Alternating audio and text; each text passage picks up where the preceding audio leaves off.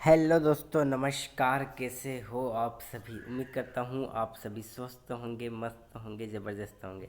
तो दोस्तों, मेरा नाम है बादल बामनिया और आप देख रहे हो आओ जरा सीखो जरा यूट्यूब चैनल, जिसमें आज हम डिस्कशन करने वाले हैं हिस्ट्री एनसीईआरटी क्लास 6 का चैप्टर 10 शॉर्ट नोट से संपूर्ण शॉर्ट नोट रिविज़न करने वाले हैं। नए साम्राज्य और राज्य यूनिट का नाम है। ठीक है, अगर आप K V S C TET M P TET D TET पे S B N V S E M I यानी संपूर्ण टीचिंग एग्ज़ाम की अगर आप तैयारी कर रहे हो तो ये क्लास बहुत ही इम्पोर्टेंट होने वाली है। तो दोस्तों चलो वीडियो शुरू करते हैं। ठीक है, वीडियो पसंद आए तो लाइक शेयर सब्सक्राइब करना ना भूलिएगा। तो चलो स्टार्ट करते हैं। ठीक है, ये रहा सब टॉपिक पहला, यानी चैप्टर 10 का सबसे पहला जो सब टॉपिक है।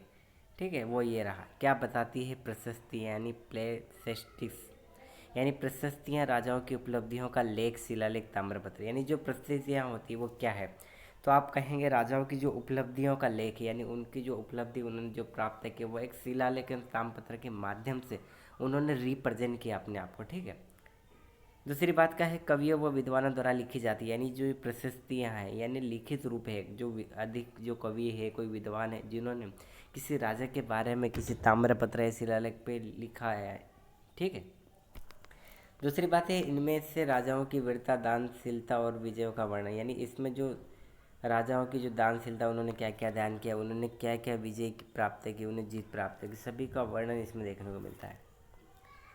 सब टॉपिक दूसरा बता रहा है कि समुद्रगुप्त की प्रशस्ति, यानी जो समुद्रगुप्त जो उस समय का जो राजा था उसके बारे में जो भी बातें बताई गई उसे प्रशस्तियाँ में कहा जाता है। ठीक है, इलाहाबाद स्तंभ प्रयाग प्रशस्ति में अंकित, यानी जो इलाहाबाद का जो स्तंभ है, जहाँ पे जो पौराणिक जो भी बना हुआ स्तंभ जो बना है वहाँ पे समुद्रगुप्त के बारे में लिखा गया है, जिसे प्रयाग प्रशस्ति में अंकित किया गया है। ठीक है, वहाँ पे जो भी लिखा गया है उस राजा के बारे में आदि उस स्तंभ तो एक प्रशस्ति हुई, क्या हुई, जिस पर अंकित किया, अंकित यानी उस पर लिखा गया, उस पर छपा गया। ठीक है, हरिशेन ने रचना की थी, यानी जो ये समुद्रगुप्त की जो प्रसिद्धि थी उसमें हरिशेन ने रचना की। ठीक है, समु समुद्रगुप्त की विजय और दानशीलता का वर्णन, यानी उसमें जो समुद्रगुप्त की जो भी विजय थी, जो भी उन्होंने जीत हासिल की, उन्होंने क्या क्या दान किया आदि का वर्णन वहाँ पे बताया गया है। सब टॉपिक 3 यानी योद्धा समुद्रगुप्त, यानी जो उस समय के जो राजा था वो एक योद्धा के रूप में था, एक युद्ध आदि करता था, इसे योद्धा के रूप में देखा गया। जैसे दक्षिण उत्तर भारत में कई राज्यों को हराया उन्होंने उस समय में, यानी उत्तर के जितने भी राज्य थे प्लस जो दक्षिण का भाग था वहाँ पे जितने भी राजा या जो भी योद्धा थे उस समय के, तो उनको हराया किसने? तो आपने कहा समुद्रगुप्त ने। जीते हुए राजाओं को कर ट्रिब्यूट देने पर स्वतंत्र छोड़ा, यानी जिस समय जो राजा जीत जाता था, जीते हुए जो राजाओं थे उनको देने में, कर देने में स्वतंत्र छोड़ा गया। ठीक है, स्वतंत्र रूप से छोड़ा गया कि आप कर नहीं दोगे। ठीक है, आगे नेक्स्ट, समुद्रगुप्त को भारत का नेपोलियन कहा जाता है, यानी जिस प्रकार नेपोलियन ने विदेशों में जो भी उन्होंने वहाँ के राजतंत्र में जो भी किया आदि अधिक फेमस हुआ वो वहाँ का जो नेपोलियन। ठीक है, ठीक इसी प्रकार से हमारा जो देश है वहाँ पे जो भी राज्य थे वहाँ पे समुद्रगुप्त को भी भारत का नेपोलियन कहा जाता है। सब टॉपिक 4 बता कि वंशावलियाँ यानी जेनोलॉजिस, यानी वंशावली क्या है? राजाओं की वंश परंपरा लिखी जाती है, यानी जो राजाओं की पीढ़ी दर पीढ़ी उनके पापा कौन थे, उनका क्या कार्य किया, वो कहाँ से आए, क्या कार्य करते थे, कैसी वेशभूषा पहनते थे, इससे क्या कहें, पीढ़ी दर पीढ़ी जो लिखी जाती है उसे क्या वंशावली। खुद को देवता और महान पूर्वजों से जोड़ते थे, यानी जो उस समय के जो लोग आदि होते थे वो खुद को देवता और महान पूर्वजों से जोड़ते थे। सब टॉपिक 5 यानी विक्रम संवत, उस समय का जो विक्रम संवत है क्या थी, क्या कहानी थी, कैसे क्या थी। ठीक है, इसमें देखेंगे राजा विक्रमादित्य से जुड़ा काल गणना संवत, यानी उस समय में जो गणना की जो काल गणना आदि जो था वो राजा विक्रमादित्य से जुड़ा था, प्लस विक्रम संवत के नाम से भी फेमस था। प्रशासन और समय गणना के लिए उपयोगी, यानी जो विक्रम संवत था वो जो प्रशासन का जो ढांचा था या प्रशासन के जो स्टेप बाय स्टेप जो पीढ़ियाँ थी आदि का जो उस समय जो देख रेख जो प्रशासन कैसा था, उनका क्या स्तर रहा होगा उस समय में, जो समय गणना के लिए ये उपयोगी था।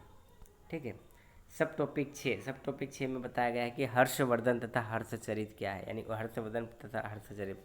हर्ष 7वीं शताब्दी कन्नौज का शासक था, यानी हर्ष जो 7वीं शताब्दी का क्या था आपने क्या कन्नौज का शासक था। कवि बाणभट्ट ने हर्षचरित ग्रंथ लिखा है, जो कवि नाम जो कवि थे उस समय के जो कवि थे जिसे बाणभट्ट कहा जाता था, उसने हर्षचरित ग्रंथ लिखा, यानी हर्ष के बारे में जो भी जीवन काल हर्ष के बारे में जो भी शासन व्यवस्था थी उसके बारे में लिखा। इसमें हर्ष के जीवन और प्रशासन का वर्णन किया है, यानी उस समय के जो हर्ष का जो जीवन था, उसका जो प्रशासनिक ढांचा था, उसके बारे में संपूर्ण जानकारी लिखी हर्षचरित में। सब टॉपिक 7 ये बता रहा है कि पल्लव चालुक्य और पुलिकेशिन द्वितीय की प्रशस्तियाँ, यानी पल्लव चालुक्य और पुलिकेशिन की द्वितीय की जो प्रशस्तियाँ थी आदि। पल्लव की राजधानी क्या थी, तो आप कहेंगे कांची। क्या थी, तो आप कहेंगे कांची। चालुक्य की राजधानी क्या थी, तो वातापी बादामी, यानी उस समय चालुक्य की जो राजधानी वातापी और बादामी आदि थी। एहल अभिलेख में कवि रविकृत ने पुलिकेशिन द्वितीय की प्रशस्ति लिखी, यानी एहोल अभिलेख में जो कवि रविकृत थे उन्होंने पुलिकेशिन द्वितीय की प्रशस्ति भी लिखी उस टाइम में, ठीक है। उसमें विजयी और महानतम का वर्णन किया गया, यानी उज्जैन में जो रवि कृति जो कवि थे उन्होंने पुलिकेशिन द्वितीय के जो विजयी अभियान थे, जो उन्होंने जीत हासिल की, महानतम जो कार्य आदि किए, उनका वर्णन देखने को मिला है। सब टॉपिक 8 में ये बताया गया है कि इन राज्यों का प्रशासन कैसे चलता था, यानी उस समय में जो राजा था उनके राज्यों का प्रशासन कैसे चलता था। राजा सर्वोच्च शासक था, यानी उस समय में जो मेन जो मुखिया था वो राजा ही था, परंतु मंत्री और सेनापति और अधिकारियों की मदद से शासन चलाते थे। यानी मुख्य रूप से जो शासक बोलेंगे तो वो राजा ही था, लेकिन वहाँ पे मंत्री और सेनापति आदि जो अधिकारी थे, जो पूरे एक मंत्रिमंडल मिलकर पूरा शासन चलाते थे। भूमि कर प्रमुख आय का स्रोत, यानी उस समय में जो भूमि से प्राप्त जो कर था आदि, वो प्रमुख आय का स्रोत होता था। ग्राम स्तर पर ग्राम सभाएं भी होती थी, जिस प्रकार आज हमारे गाँव में पंच आदि होते हैं, पटेल आदि होता है, इस प्रकार से ग्राम सभा भी होती थी, ठीक है। सब टॉपिक 9 में ये बताया गया है कि एक नए प्रकार की सेना, उस समय में एक नए प्रकार की सेना क्या थी। राजा ने स्थायी सेना रखनी शुरू की। उस समय में राजा ने सोचा कि यार स्थायी सेना ही रखना पड़ेगा, तो स्थायी सेना रखी। घुड़सवार, पैदल सेना और हाथियों का प्रयोग, यानी उस समय में घोड़ों का प्रयोग, पैदल सेना भी होती थी, हाथियों का प्रयोग भी होता था। कहीं युद्ध चलने जाता हाथियों से जाते थे, घुड़सवार आदि से भी सेना रखना स्टार्ट किया। सब टॉपिक 10 की अगर हम बात करें तो सब टॉपिक 10 यह बता रहा है दोस्तों कि दक्षिण के राज्यों में सभाएं, यानी उस समय के जो दक्षिण के जो राज्य थे वहाँ पे जो सभाएं थी वो कैसी थी। तो दक्षिण भारत में स्थायी सभा और संक्रिय थे, यानी उस समय में जो भी दक्षिण के जो स्थानीय सभा थी वो सभा और संक्रिय थे। ये गांव के प्रशासन और निर्णयों में महत्वपूर्ण भूमिका निभाती थी, यानी उस समय की जो ये स्थानीय जो सभाएं थी, गांव का जो प्रशासन होता था, कुछ भी डिसीजन यानी निर्णय होता था, उसमें महत्वपूर्ण भूमिका कौन निभाती थी, आप कहेंगे स्थानीय सभाएं, ठीक है।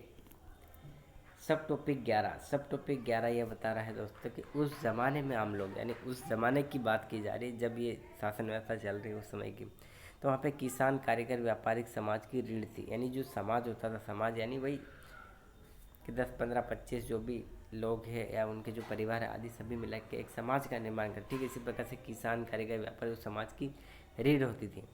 कर और श्रम देकर राजा को सहयोग करते थे, यानी उस समय में जो भी कर आदि होता था, जो भी पैसे या कर जो भी दान जो भी होता था, प्रोसेस होता था, कर प्लस श्रम देकर राजाओं का सहयोग करते थे, ठीक है।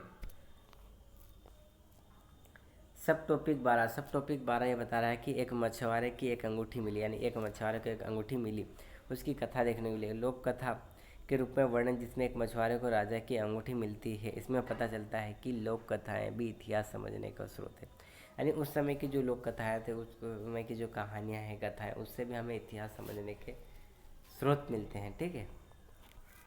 सब टॉपिक 13 ये बता रहा है कि राजा की सेना, उस समय की जो राजा की सेना कैसी थी। सेना में एक सैनिक, घोड़े, हाथी और रथ शामिल थे, यानी सेना ऐसा नहीं कि सेना में सभी आ गए, यानी सैनिक भी, घोड़े भी, हाथी भी, रथ आदि सभी शामिल होकर एक सेना बनती है। राजा सीधे नियंत्रण करता था। उस समय में जो डायरेक्ट डिसीजन किसके हाथ में था, राजा के। राजा ने बोल दिया कि उस राज्य पे हमला करना तो सारी सेना उधर चले जाएगी। किले और चौकियों में रक्षा, यानी किले और चौकियों में रक्षा की जाती है। उस समय जो भी अलग आसपास के राजा थे वो कहीं हमला न कर दे, युद्ध न कर दे, इस कारण चौकी प्रसन्न कोई भी ऐसा घटना न घटे, इसके कारण किलों और चौकियों में रक्षा कर जाते। और क्या अन्यत्र जानकारी हो सकती है, तो उस समय में अन्यत्र जानकारी के बारे में, भारत के अलावा दक्षिण पूर्व एशिया के राज्यों पर भी भारतीय संस्कृति का प्रभाव पड़ा, यानी उस समय में जो दक्षिण पूर्व आदि एशिया के जितने भी राज्य थे उनका भी भारतीय जो संस्कृति आदि पर प्रभाव देखने को मिला। व्यापार और धर्म दोनों का उस समय जो व्यापार आदि का भी प्रसार होता है और धर्म दोनों का भी प्रसार देखने को मिला, ठीक है दोस्तों। वीडियो पसंद आए तो लाइक, शेयर, सब्सक्राइब करने में बिल्कुल भी कंजूसी ना करिएगा, ठीक है। एंड अगर आप भी चाहते हो कि इस वीडियो की PDF अगर आपको मिले तो व्हाट्सएप ग्रुप लिंक दे दी गई है, उस ग्रुप में ज्वाइन हो जाएगा, ठीक है। जिसमें आप ग्रुप ज्वाइन करने के बाद में कुछ ही समय बाद आपको इसकी PDF भी आपको मिल जाएगी, ठीक है। मिलते हैं नेक्स्ट वीडियो में, धन्यवाद।